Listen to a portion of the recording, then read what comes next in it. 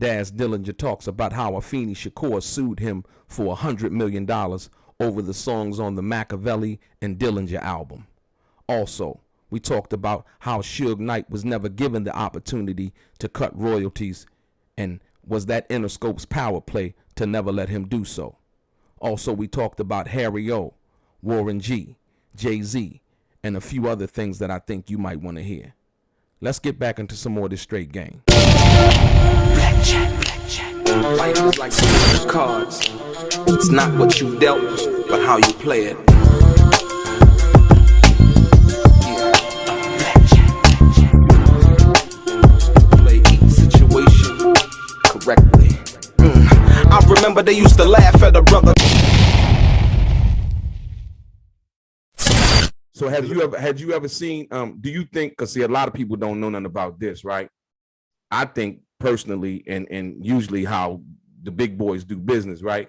Look, you got your imprint, Death Row, but when it comes to, and even right now, as you see a lot of labels, they might got a distribution deal.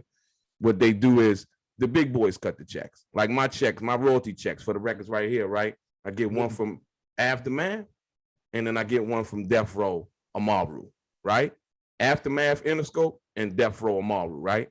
And so do you think that in the process of what Suge's deal was, or his relationship with Interscope was, that they agreed just from the inception, because that's what it seemed like to me, that they would always do the, what's the name? They would always cut the royalty checks. They would always count the record sale. I don't think that they could rely on Suge to be able to do that. I think now they cutting the records, but it was coming from Koch at first. No, I'm talking about in the beginning. Oh, in the beginning? In the beginning, like when they first, They was cutting the motherfucking check. That's what I'm saying. No, I'm not talking about that. I'm talking about the royalty side, Dad. Just the royalty. That's what I'm saying. The royalty side, they was cutting the check to everybody, but the Death Row too. Okay, right. That's what I'm saying. So yeah, that's what I thought. I was like, yo, Jimmy Iovine was like, Warner Brothers was like, you know what? Yeah, you can run it, but we'll cut the royalty checks. We'll count, because I put up on one of my videos the actual royalty statement that Death Row supposedly had submitted the information to Interscope, and then they cut the checks and did all of the itemizing as far as the accounting was concerned. So that's the reason why I said that. Yeah. So do you think that was what they agreed to at first? Yeah, I think so too. I thought the same thing. Remember, Interscope was paying everybody. Remember, everything is separate. Absolutely, right. Yeah. That's what I thought. I was like, yo, and so so for your music right now, everything that you own and control, right? Do you feel like you've accomplished every goal that you wanted to do in the music business as far as your music, and are you satisfied? I'm most definitely satisfied, because my mother was in the music business. You know what I'm saying? My mother wrote lots of songs for Bobby Blue Bland, To Be Friends. If you listen to that song, To Be Friends, by Bobby Blue Bland, my mother wrote that song. Songs for James Cleveland. So, you know, I got all these songs that she did in the 70s. Wow. The Stax Records and all that shit. That's under my catalog now, because was that right? Wow. I got my mom estate, you know what I'm saying? I'm the only child. Okay. All them songs comes over here to me. I got a question. Have you ever tried to sample any of those songs? Yeah. You did? Yeah. On anything that you put out? On my new stuff that me and Capone did, yeah. Oh, is that right? Okay. Yeah, see, that's what I'm saying. See, most people, they don't even think like that, right? Like, yo, you know what? My mom did some stuff, some old stuff, you know what I mean? And let me go ahead and recycle this, put this on something new, and possibly create something new. That's another business right there. Right. You know what I'm saying? For my mom's estate, you know what I'm saying? And absolutely. Up her house and making her property look nice, you know what I'm saying? Absolutely. And all that, you know, everything is separate, man, you know what I'm saying? Okay. So it's about building. You say what? Just about building, you know what I'm saying? My greatest gift is waking up in the morning, praising the Lord, thinking that I'm here and working in the yard and accomplishing something and doing something productive. Doing something productive. My man, I can't say nothing better about that, man. Like I say, when you wake up in the morning, you know you're blessed with another day. All of the rest of the other stuff is extra, man. That's real talk. So yo, you be raising Rottweilers.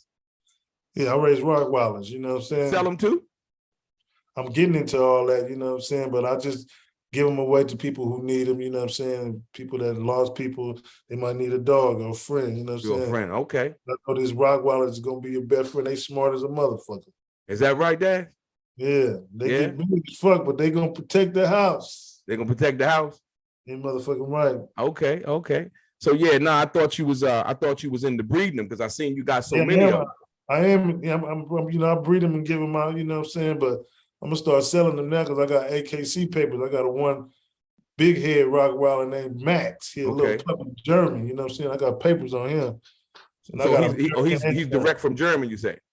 Yeah. Okay. I got another one coming from Russia. Oh God, coming from Russia. And that little motherfucker, Vatamore. He seriously, he on his way?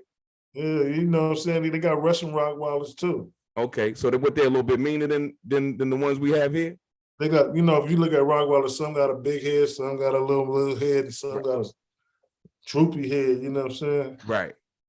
Just having multiple dogs. There's multiple dogs. Okay. Nah. I gotta ask you a question. So you and Warren G, what's y'all relationship like? We cool in the motherfucker from Long Beach. Absolutely. I mean, I know that part, but I'm just saying. Everybody from Long Beach, we know each other. No, because the reason why I asked that, and absolutely, and the reason why I asked that, because your boy Reggie Wright Jr. spoke on Warren G, and he really didn't know him. That kind of hit me because I know Warren. He ain't never fuck with me. He ain't never fuck with Reggie. Warren G serious as a motherfucker. You better leave G-Dub alone. He said he better leave alone, Dad. Yeah, Warren ain't never been one to play around. Like I said, I met Warren on a couple of occasions, man. It's always been a good dude. I got some stories that I can't tell, but they all gangster though. Yeah. I don't want you to get into it like that. Yeah, absolutely. So you know what? Guess what? Don't get it twisted. G-Dub is gangster. Yeah. And you know what else though? Like I said, certain things shouldn't be spoken about. You know what I mean? And that's another thing that I respect about certain people who understand that, man, that everything ain't for the public consumption. But it seems like for Reggie Wright, like I said, this nigga said I was gay, nigga. I'm like, nigga, I didn't even trip, right? But I'm like, yo, I've been with the same woman for 30 years, man. I got children, man. You know what I mean? So for me, until you apologize, you can't speak no untruth because I'm gonna get you. You've been putting your motherfucking foot on his fat. No, listen to me, Daz. And I don't want to come across as, you know what I mean? Because listen, when he said that about me, it's like, brother, you don't know me, you never met me. And so when he said that, for me, it's a sign of disrespect because you don't have any other information that you can go on. And I would never call another man, invite a man to my private parts or say anything about his sexuality, and I don't know nothing about him. So that put me on point. I'm like, okay, so he really doesn't care. Okay, so you won't be able to speak any untruths involving me as long as I can see your page on your what's the name. I'm all because, like I said, once again, he's been lying over these years, and once he said my name, he brought my attention to that. So I just wanted to say that, man, and hearing him talk about Warren like that, knowing Warren don't really move like that, and don't even know, cuz. Yeah, he don't move like that, and so that's the thing that hit me. I'm like, hold on, man, you saying, and then the same thing with Harry O, like, dude, Harry O a snitch? Harry O alone, huh? You better leave him alone. That's what. That's it, man. You better leave him alone. No, I'm just saying because there's a certain code, like you say once again, but from his police officer background. That's wrong. Yeah. He said from his police officer background, I don't think he see that though, Daz. Yeah. So, yeah, that's what I wanted to say about that though. But I feel Reggie Wright like this. Yeah, nigga, this death row, nigga. Right. Yeah, you know what it is, nigga. We got that, nigga. Yeah. Fuck up. He say Suge still on death row. Yeah. The row? Yeah. The row, THA, you know the chain they had. Right, the chain that they had. Yeah. The LLC, but it's probably just, discontinued. So yo, when you spoke on working with Jay-Z, so what was that like though? Man, that was like one of the best experiences, you know what I'm saying? It just, we knocked that shit down. It was classic. It was classic. In the studio, you know what I'm saying? Right. Good money. Yeah, it was good money. Good money. Yeah. That's always good money. It was 2001.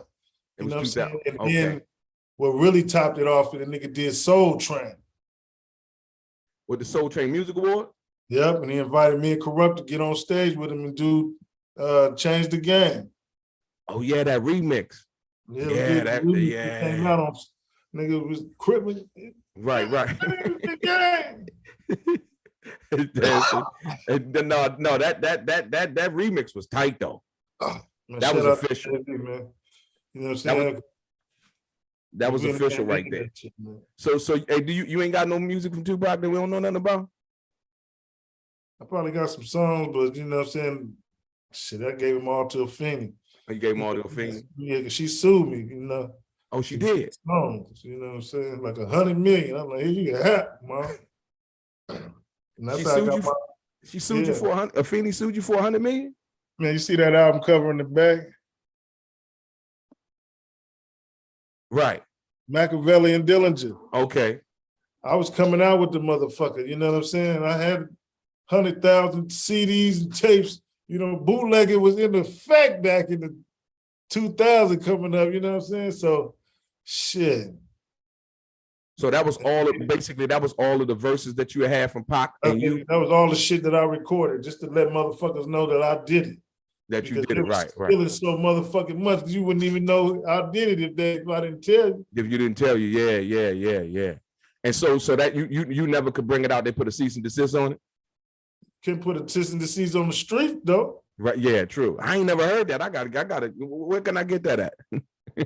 Man, shit, right now you can go online on YouTube. That's why I say it's all on YouTube. It's on YouTube. Okay, it's on YouTube. Now, so who collected the money from that? Who collected the money from that? I registered the motherfuckers. So you registered all the songs? Yeah, you know, anything on my motherfucking name on, I'm registering that motherfucker. Yeah, and they can't take it either though. Yeah, we just gonna dispute. Okay. So they can't basically take nothing that they gotta come through you anyway, because your verse is on and your production's on. You know, not ASCAP or BMR, but nigga, but the copyrights. Absolutely. Yeah. That's what I'm talking about. That's a whole nother thing. You know, you can't fuck yourself out of that. Yeah. That's powerful, man. That's powerful. Daz Dillinger in the building, a legendary hip hop producer, OG to the game, Platinum Plus. Yeah, you know who he is. Your boy DELRAY, straight game. My man.